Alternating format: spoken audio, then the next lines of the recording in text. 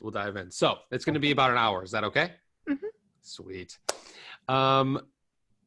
Candace, thank you so much for being here. Really appreciate it. Yeah. First question I want to ask is, when you wake up in the morning, right now, today in your life, what makes your heart, like when you get up, what makes your heart just sing out loud for the day? Wow. Yeah. Great question. Well, I'm really into my dogs, which is good because one of them, I have a little deaf dog, special needs. He likes to go out between 4 and 4:30, and he's ready to eat no later than 5. So I do have to be ready to go in the morning, but I like to sit with my coffee, and people's stories really light me up. So on days I'm feeling that I can handle the news right now, I check it out. And of course, this weekend was all about the passing of Ruth Bader Ginsburg. But what I found so interesting about it is the story about her friendship with Justice Scalia, in the sense that very different people, Catholic, Jewish, liberal, not, but they're able to find a way to have this tremendous friendship around their love of the law and opera. And I think that's a real lesson in mindful leadership, just being able to really listen to other people and recognize that you don't have to agree with them to find common humanity. Thanks for that answer. Yeah, there's a documentary on Hulu or somewhere that I'm meaning to watch on RGB for sure. Because I don't know, shame on me or whatever. I didn't know too much about her. I know more than I ever have now that she has passed. So next, we won't talk about that right now. I want to talk about your book. Right. Okay. Right. So your book, brand new, just launched, right? And it's called, let me pull it up here. I'll say it. Oh, where'd my notes go? I had some great notes here. Where'd they go? Here they are. All right. So Own Your Present, a psychiatrist's guide to mindful meditation and living a more conscious lifestyle. What inspired you to sit down and first put pen to paper? I'm curious. Okay. Well, I think part of the benefit of having a mindfulness practice is I started to sort of get this creative energy coming back. And so I was writing more. I was sort of keeping a journal as part of my yoga experience. My teacher had recommended it. And I was like, how long is this whole mindfulness thing going to take that I have to keep this journal? And I decided to make some changes with my time, with my work life, and part of that was to write a book. And at the time that I left my job for a job that was fewer hours, I didn't know what my book was about. But as I went back through putting this together, really for my friends and for my patients, I was trying to make the case for mindfulness. And it turns out the best case of things I could find was sort of sharing my own experience, my own story with it. Yeah, that always seems to be the best way. Even when I'm like trying to decide what should I put up on, I want to share something today. What should I put up? And I just think about my own experience for that week or that day or that year and throw something up about it. It seems to always be a solid way. What you have mindfulness incorporated in your practice, meditation, different things. Was it always that way, or did you add it later on once you learned more about it? Right. It wasn't always part of my training. I'm a psychiatrist, and the focus was very much on evidence-based therapies, neurotransmitters. And I myself have tried therapy and medication for my anxiety. But what a lot of people don't know is that, antidepressants are about 60% effective. Well, when I was in school, I always say that was a D. So I wanted to do better than that for myself. So I started it mainly because I got to the point I was pretty depleted. I was carrying a lot of the weight of other people's problems, obviously. That's what I hear about during the day. And that's my mission too, is to help them with them. But I got depleted and I had some issues with asthma. So literally I had to learn to breathe again. And that's how I came to mindfulness and breathing practices. Wow. And how did it help you? So what do you mean by mindfulness? Like, what did you do? Did you jump in and start a meditation? Did you do yoga? What did you, journaling, you said you did, was part of it. Tell us what you did. And then like, what exactly did it change? So I know when I reached out to you, you messaged me back and you said that you used it to manage your OCD and anxiety. So Mhm. what did you do? And then how did it change those for you? Well, I must say, yoga is a practice and there are different types of yoga. And I think when people are first getting started, they don't always realize there are so many different limbs of yoga practice. I think I myself mainly thought of like twisting like a pretzel in a room and I'd go in and try to prove I was as flexible as everybody else, which I wasn't. And it was sort of like a punishment at first. And then the meditation side of yoga, I was trying to do a lot of like open monitoring at first, just noticing your thoughts, sitting quietly. And I felt terrible at it because my mind was all over the place. And I didn't realize that that was to be expected and that busy minds need something to do. So I started to feel more connected to it when I started to do breathing practices, both for improving my lung capacity, literally, but also just connecting that with how to manage the thoughts and anxiety. How's your asthma today compared I to haven't before? used an inhaler for years. And I was in the hospital for 4 days with terrible asthma. I took months. I was on steroids. I couldn't get better. And, I went to tons of very good doctors, like specialists. I call it the march of the specialists, where you go from one to the next and try and figure out what's wrong. And no one said, hey, maybe you're working too hard, or, you know, maybe Interesting. you should be looking at how to manage like your stress, because I think they were just as stressed as I am probably and working even harder. So, Wow. yeah. Interesting. And what exactly do you attribute that to? Like, what did you do specifically?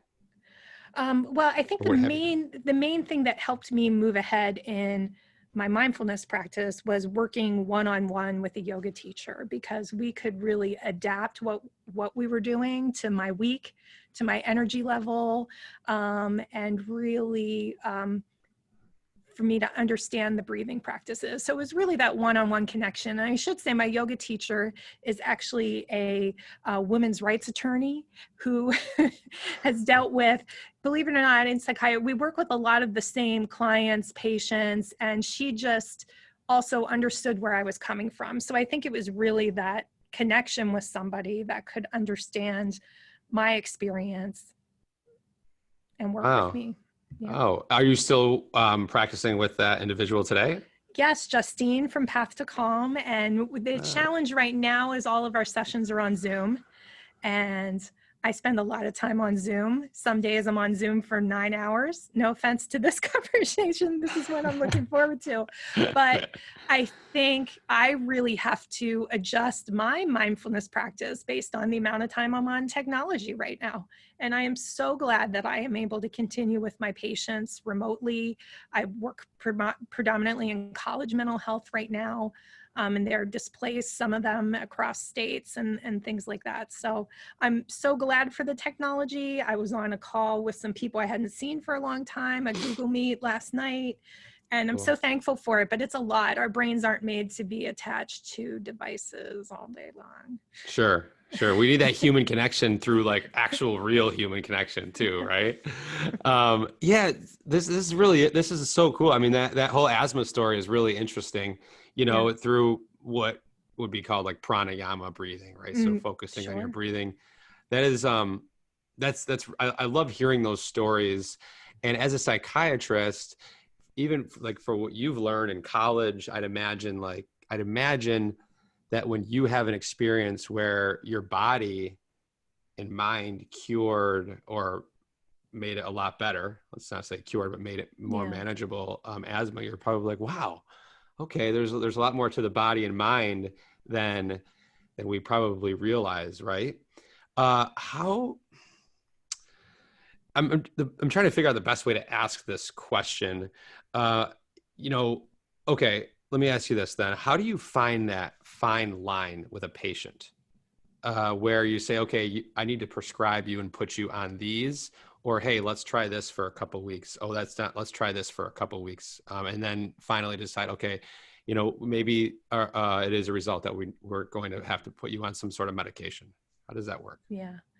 Well, I do my best to sort of meet people where they're at. Yeah. And traditionally, when I'm at um, college mental health center, the people are sort of students are already usually involved in therapy, and they're coming to me specifically for medication. I said meditation. They It's should. kind of the same word almost, right? I didn't even think about that. Yeah, it is. It's sort of like, but I do maintain a private practice where people are able to come to me because they know I'm somebody who knows both sides and I'm willing to consider both sides, and they really want to know what their options are. So if you try to discuss meditation, it's like if you would go to the surgeon and they would talk with you the whole time about exercise instead of surgery, you'd be sort of like a little displaced. So the issue is if they're coming in to talk about medicine, I talk about that. But the longer I do this, I actually prescribe fewer medications because I know what medicine is and isn't going to do and how important lifestyle changes are.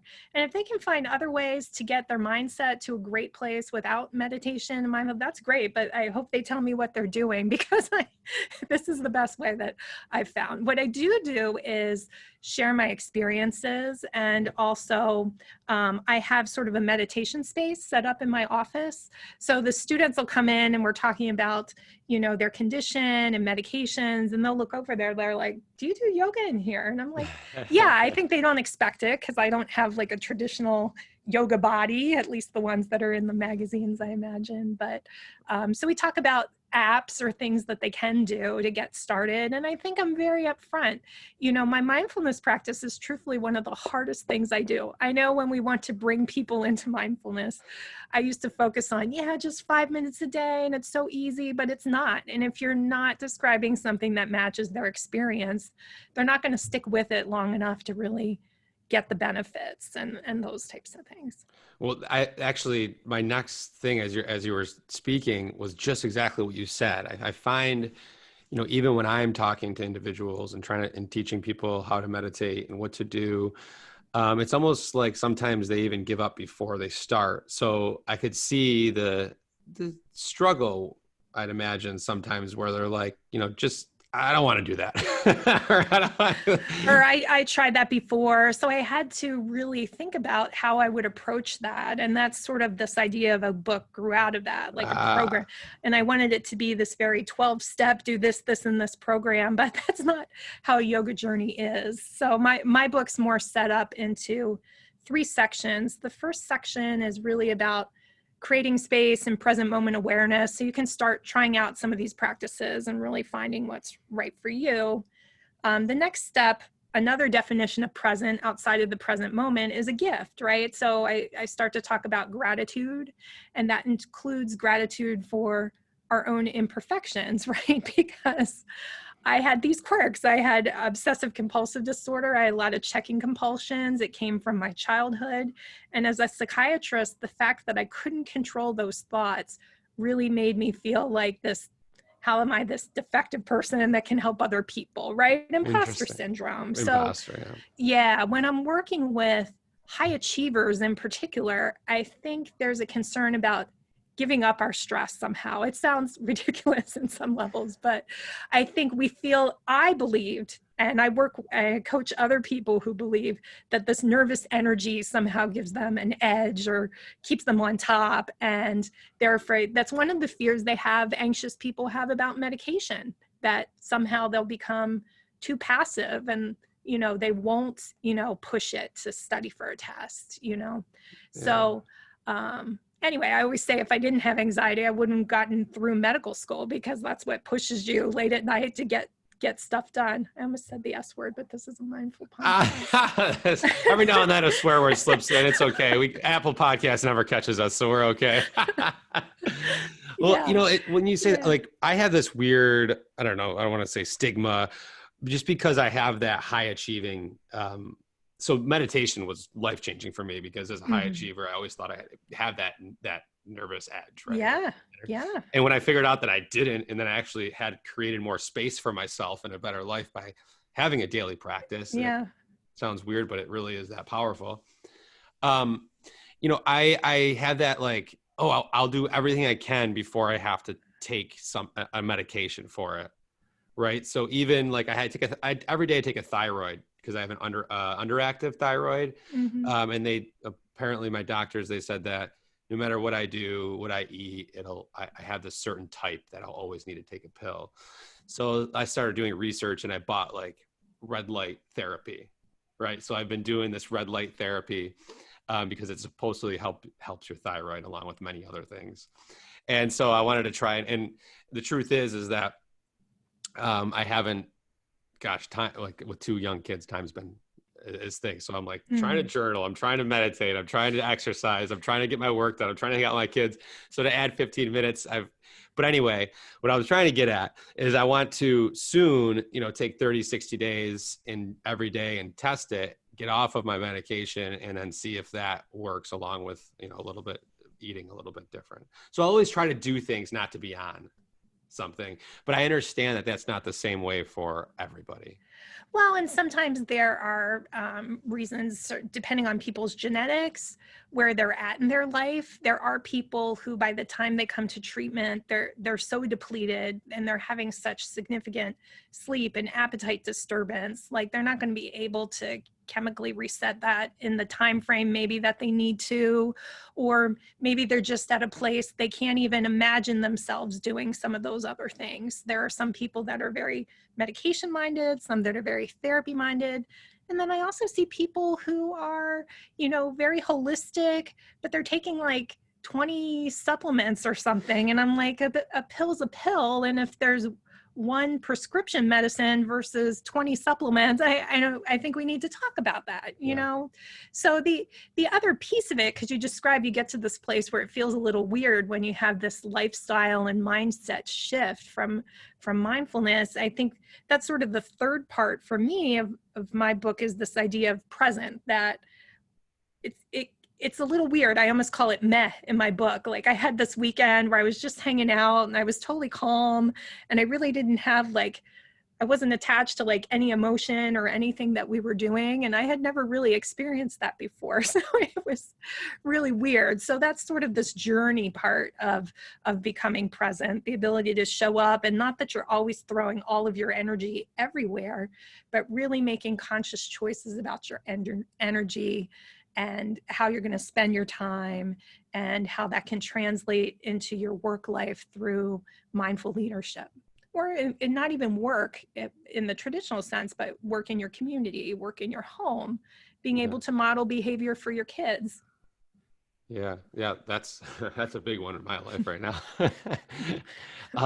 Do you find yourself as a psychiatrist when you're speaking, I mean, people come to you because they're ready to change. They really need something, right? Do you find yourself helping them remove stuff in their life so they can create space for change? Well, I mean, early on, I really am careful about not, sometimes it's very clear what I would recommend doing to get people on the right path. But when it comes to techniques like motivational interviewing, me telling somebody what to do, I can't be, I'm humbled to the fact it might not be the right path for them also, but it's not going to get them to stick with it and make meaningful change. It's really about being able to find these opportunities to teach in the moment, is how you're living really consistent with your core values, because if somebody comes in and really talks about how much they love running around with their kids and that kind of stuff, but they're have asthma and they're smoking, you sort of like, that's a big disconnect. Sure. So once they're ready to see that and decide what's going to help them value their time and energy. Yeah. I just had a hypnotherapist on my podcast that his number one thing he does is he helps people cure their smoking addiction. Mm-hmm. And like he claims in one session, he does like an 80% rate of success, which I was like, holy cow, I didn't know that was, but they have to really be wanting to and be ready. And when I think the people that come to a hypnotherapist are also sort of a selected group of people, because I can tell you there's a lot of people who wouldn't go to a hypnotherapist. So, I wish that I could cure people in one session. No, this is just smoking. This is just cigarettes. This isn't like a lifelong of childhood abuse and stuff, Yeah. What I do know is that regardless of what approach people are taking, for example, when it comes to therapy, whatever type of therapy techniques you use, it's really the connection with the therapist that makes the the Yeah, longer term difference for most totally. people. Yeah. Do you have anything in your book, and maybe you don't, maybe it's your next book or something, about like childhood, for people? Because I'm sure a lot of what you see and speak with your patients, it goes back to childhood, right? Experiences that affect who they are and what they're dealing with today. Mhm. Is there anything in the book about that? Well, I talk a bit in chapter 3 when I'm starting to talk about how yoga can help us reconnect with our body and our surroundings sort of through movement. A lot of our childhood, because that's when your nervous system is still forming, a lot of people don't realize that some of the connections in the brain, that front area of the brain that helps us organize, settle, stay focused, continues to develop through the mid-20s. So there's a lot, even in the population that I'm working with, people are still developing their decision-making processes and learning to control impulsivity. I certainly don't make the same decisions I made when I was 20, you know. So I talk about my childhood experience, some of it somewhat traumatic. I think we'll keep it nice and light today, but I don't do it it's more in a way to look at how that shaped some of the behaviors. So for me, because I felt like my home life was out of control, I really developed these little games or rituals I would do for myself to help myself feel better. So, and some of them don't seem to be connected to what was going on. But for example, I would always brush my teeth before I washed my face. And that was like the set way I had to do it. And then sometimes I had to do it multiple times to make it feel like it was right. And over time, that sort of developed into more checking compulsions and ultimately obsessive compulsive disorder. And for mine really has to do with a sense of security and stress. So it really flares under times of change. The issue is I didn't really notice those patterns when I was so anxious because I was always anxious and reacting to change. And so some of these things you can only notice as you work through some of these techniques. But for me, the fact that I was able to see, hey, this is something my brain does when I'm stressed. Here is some of the neurochemical basis and neuroanatomy of why my nervous system reacts that way based on my experience. This is how yoga practices help retrain that. Once I was able to see that, I was able to really see my OCD as something glitchy that my brain does when it's under stress. And I'm just like, oh, that's Candace's brain doing its thing. And it gave me such a sense of relief over the whole thing because I didn't have to change all those thoughts and stop them. I could just find a way to coexist with it. And I really didn't see it as a defect. I understood of this is something that became part of my nervous system, and I don't have to do that anymore. So, Wow, that's yeah. powerful. It was like you almost surrendered to just, I mean, everything you just said Yeah. reminded me of surrendering. Yes, it really is. Yeah. And that's why yoga at first was difficult too, in the sense that you said once people come to a psychiatrist, that means they're ready to change. Not, not really. Cause Oh, I was, I was going to yoga sessions, but like, I wasn't ready to change like my lifestyle outside of yoga. And I would get mad at yoga. I'm like, oh, I'm spending this hour and a half and I still feel like a stressed out afterwards. Plus I lost an hour and a half, you know? So part of it too, is when I started to relax, I sort of in some ways re-experienced some of this negative stuff because my nervous system was letting it go, and that can be painful. And I'm sort of person, I like being in charge. I don't want to get all like cry weepy in front of my yoga teacher, you know? So I was like, oh, I'm too busy. There's like a million excuses like high achieving busy people can come up with not to get there. So but eventually I realized I feel better when I did it, and I brought yoga. We actually created a yoga space inside my medical practice. And I think it made a powerful statement to people that, you know, I can't complain that all patients just want medication. They don't want to talk about this or that. I have to create a space where there's both to really get that conversation going. right, right. And what about your colleagues and stuff? Are they looking at you like, what the heck are you doing? Or are they? Well, probably when I changed up my job to be a writer or whatever, but I think that was probably the bigger shift for them. But I think the idea, a lot of people in the health professions in some ways can resist mindfulness. I think part of it because programs, if health systems are providing these programs, there's some idea that we're going to force doctors to go so they can be more productive somehow. Or could this be looked at that you're having some kind of mental health issue, you know, because there's stigma around yoga too about what people think it is, but there are stigma around mental health. And I felt like as somebody who works in mental health, if I'm not willing to talk about mine, then like I'm not, you know, walking the talk or whatever. Well, it's almost like I get it, because it's what's really cool, Candace, about you and what you're doing is that you went through this experience and you're like, holy crap, like this worked for me in this way. I need to share this with others and incorporate it somehow in what I already do. Right. And that's what you do. And I think that's so powerful and amazing that you do that. Like, we need more of those in the world. Well, and I'm never like, oh, you have to do this because I do it because it's so great. I just explain what I noticed. And then people get attracted to that. They notice the shift. I mean, another reason I wrote the book is people were starting to notice a shift in my energy and what I was doing, and they'd start asking me questions.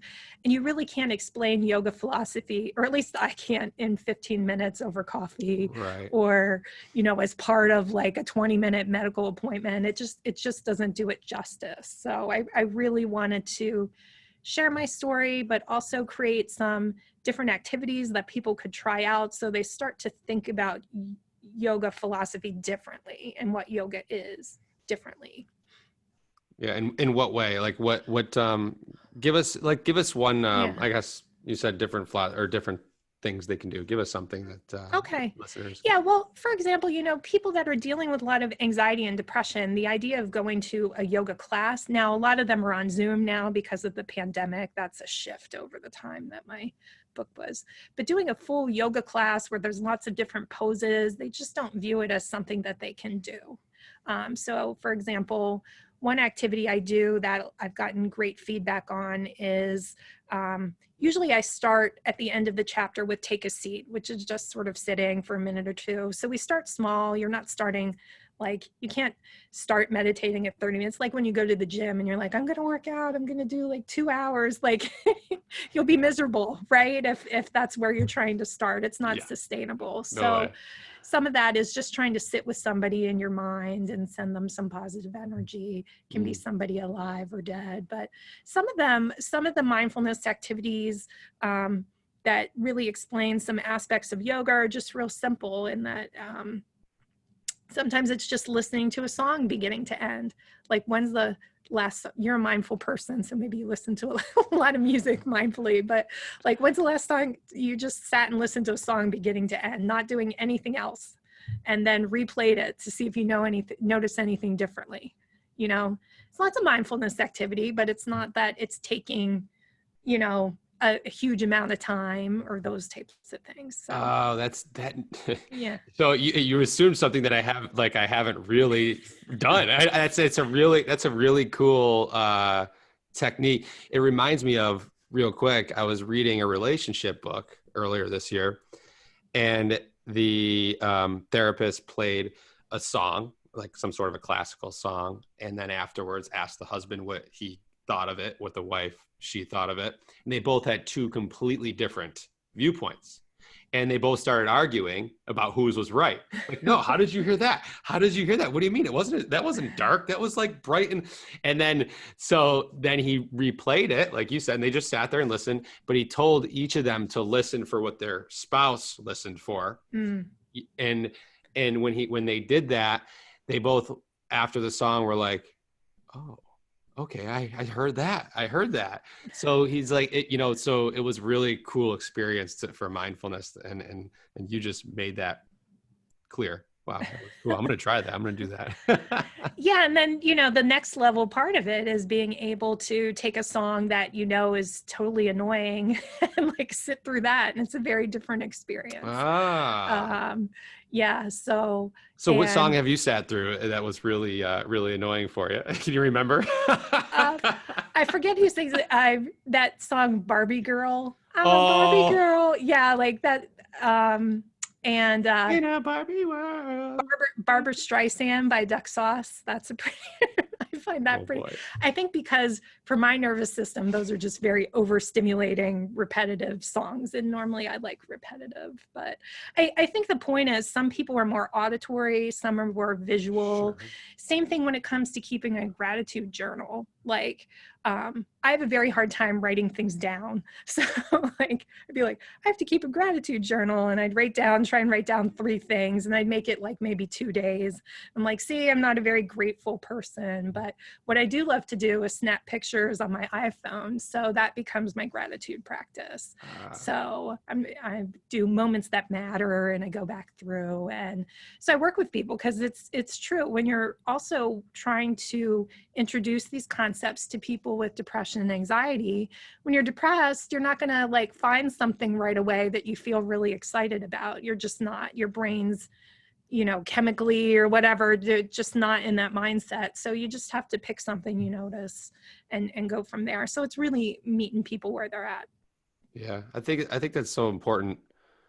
What you're doing, like you have to fill your own cup before you can take care of others, right? Fill others, and you've obviously are doing that, and that just makes you that much more impactful as a psychiatrist, right?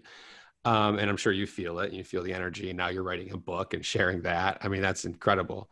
What you're working with college kids a lot right now, right? Mm-hmm.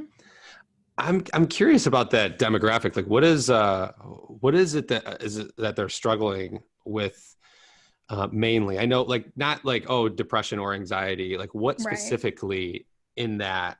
Like, what's causing? Like, what is causing them to be depressed? What's causing them to have anxiety? Can you share that? Well, I think they're looking at rise of perfectionism, particularly among college students.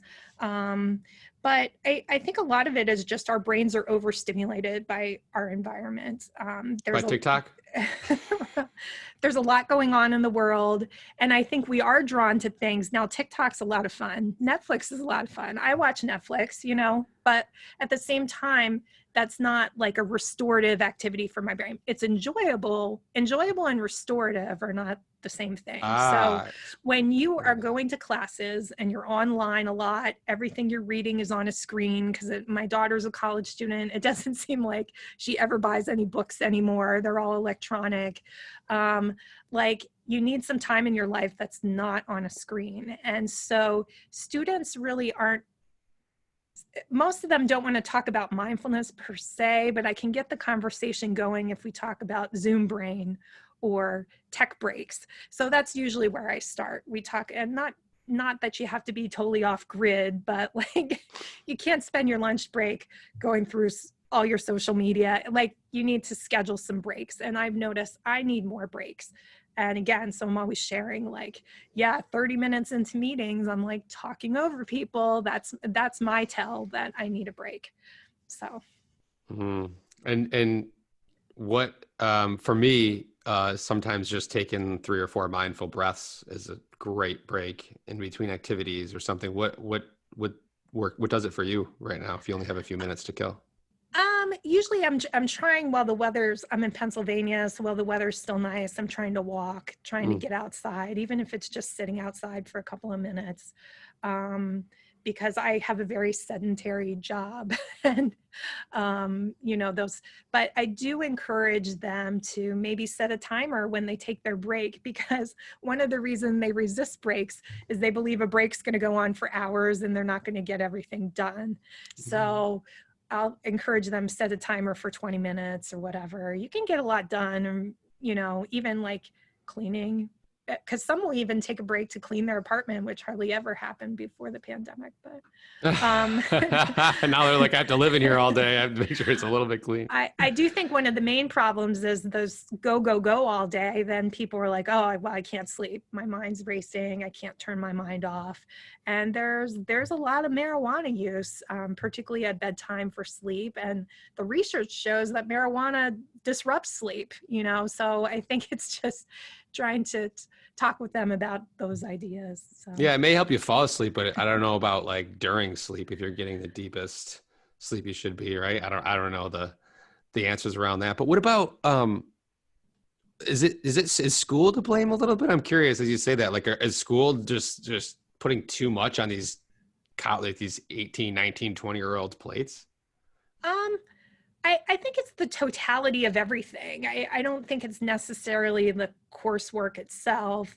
Certainly shifting to online sort of mid-semester, which they had to do in the spring, was very stressful for a lot of people, particularly because, I mean, the professors they were working with weren't used to teaching that way. It's a different teaching style when you're giving a lecture on Zoom.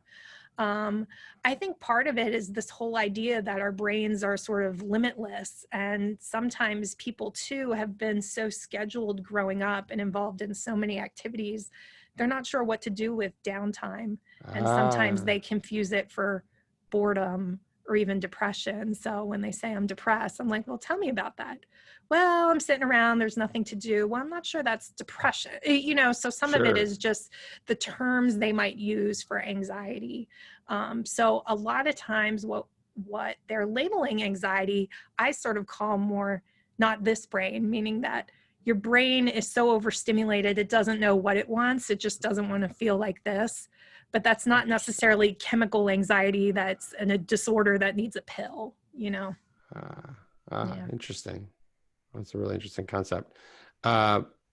So I had like 4 questions I wanted to ask you as you were going through that. Do you enjoy, I'm sure something will come out of this, but do you enjoy working with younger kids? Have you ever, like, is that new to you? Or, because I know you've been practicing for 14 years or so? Yeah, a little over, but my background, I'm board certified in both general psychiatry and child and adolescent. So for the first 15 years that I've been practicing, my focus was really children and families. So I was seeing kids as young as 2 or 3 years old with developmental issues and that. So in some way, moving to college mental health, I feel like I'm seeing older people instead of younger. So so so they're not even young to you. That's funny. Yeah, what's interesting is I have seen this whole idea of what adolescence is has sort of expanded. So over the years. So people, because they're staying in higher education so long, very often you don't grow up in the same way maybe as when you're in the work world or have other responsibilities. So, and many are still financially dependent on their parents. And even dependent for health insurance and things like that. So it does seem like adolescence has expanded, which also when you're looking from I take very much a developmental perspective when I'm working with my patients and how they transition from high school to college. And there are more students too transitioning that have other developmental or learning issues like high functioning autism and those types. So having that background can be really helpful. Do you find are there more people coming in to see you since the pandemic, the new presidency is coming up, the election's coming up? Had a brain fart of the word there. Yeah, I think we all have mixed feelings about the election. Probably that's probably what's reflective in your thoughts. So yeah, it is. And I'm so are like people just knocking on, there's a line out your door of people needing to come in and talk to you about things because of everything that's going. And then you have, Black Lives Matter and of course COVID and every other conspiracy and things that are happening out there right now in the world. Yeah, it's interesting. I would say that most because I'm working in a specific area, when I've talked to other psychiatrists, their show rate has been very high because people like the convenience of being able to log in on Zoom to do the appointments. So I think that the people that are already engaged in treatment are more engaged maybe. Now it's different, it's on Zoom. For college mental health, I think we're seeing about a 30% reduction in people coming in, so to speak, even though it's remote. And, that could be for a variety of reasons. At least in college mental health, there are certainly people that are more socially isolated and getting more depressed, but there's also a lot of people that for the first time, they're not overscheduled. They're home, they have family support, they're focused more on their health. They're not Okay. going out partying quite as much. Now, certainly on TV, we see everybody out grouping together with, beer pong without their masks on. But, there are a lot that are really taking this time to really think about what they want to do. It's hard. They're at a difficult place because some lost job offers, some lost internships, some lost just this idea of what their senior year was going to be and those types of things. So they're dealing with a lot, but a lot of it is really, really. I think they're able to see that, hey, this is part of my experience, and it's not necessarily a medication issue. Yeah. Yeah. Is your practice back open right now? Like the actual physical? We're doing for college mental health. I'm doing everything remote. Yeah. Oh, okay. Yeah. Okay. I find with remote, I've been doing it a lot more. I did it a lot before the pandemic, and now a lot even Yeah. more because I'm an internet marketer background. I feel like if you can get in a room where you can get some headphones on and there's nobody that's going to bother you, I feel like that's where like it's powerful. Like if you're in the middle of your kitchen and there's your spouse is walking around, or you have a kid or a dog, Yeah. that's when it gets really distracting and hard to be there almost. I think that the best way to feel like you're in person and feel like there's a connection is a quiet room, headphones, and nobody to bother you. Well, and I think from a Zoom standpoint too, as much as I didn't like going to Zoom initially, at least now it's better because I can actually see somebody's face. It's very hard to practice psychiatry when you're both in masks and face shields. And, I do that at the hospital. Of course, their patients are dealing with very different things. Oftentimes they're having acute psychotic break, for example. So I'm trying to explain to a really paranoid person, everything's okay when I'm wearing a mask and a face shield. It's challenging. Yeah. Yeah, I'd imagine it's challenging. How do Yeah.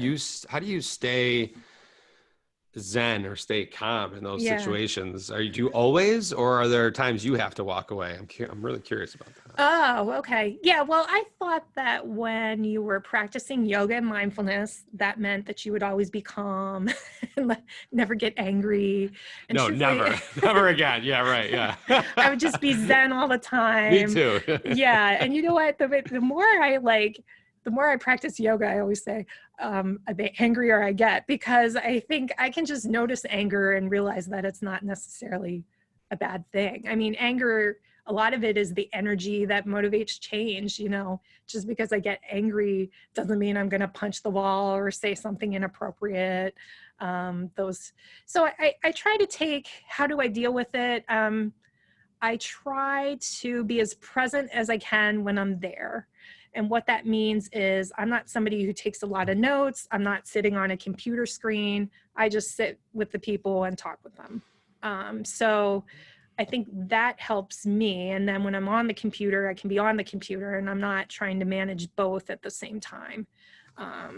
So that's part of it. I think part of it's even where I park and walk into the building. The hospital has a healing garden and it's beautiful. Now it's getting a little like we've had a drought and it looks a little rammy, but I just always walk in that way. And as I'm doing it, I'm like, I have as much work to do today, whether I love it or hate it. So how do I want to be in this, And that doesn't mean that I love every minute of it. I mean, the work is hard, it's challenging, but I love that I'm able to do it, that I have the skills and that I'm able to keep myself in a mindset that I can keep doing it. Yeah. So you work at the hospital. Yeah. I know you work, you have your space at your office. Yes. And you wrote a book. Now And you're like an author, and you right. Yeah. How are you, I guess, do you have kids? My daughter's 21, so okay. she's sort of doing her thing. So I have the dogs. Part of it is in a lot of ways, I used to work a lot of hours and I still work a lot of hours, but it's different because I'm able to pick the projects and things I want to do. Working for yourself is different than working for a health system. The work I'm doing at the hospital, I feel really serves the community and also keeps up my skills. And the college mental health center where I work is the same college that I went to. So You're right, particularly for a person that's talking about, oh, managing your time and trying to find time to do this and that. But I think what it is just how I manage my energy and mindset is different, because there were times I was working less and I felt very depleted compared to what I'm doing now. I'm so glad you said that. So at the end of the day, so at the end of the day, do you feel like completely drained, or do you feel like good about your day? I mean, obviously some days are different. We know that, but let's just talk about majority here. Well, I think the difference is now, yeah, there are days I feel drained and there are Sure. days I'm like, yeah, I really rocked that hospital rounds, but I think that the difference is on the days I feel drained, it's not like, or I have some negative thoughts about the work. I don't feel that I'm a bad person for having those thoughts. I think people that work in helping professions, activists, we give, and then you're starting to feel drained and you don't feel the same way about the work. And there can be a guilt that goes along with that when you feel like maybe it's a problem with compassion fatigue, or you feel like, gee, I'm just not going to be able to do this much longer, like that type of feeling. So yeah, I think, yeah.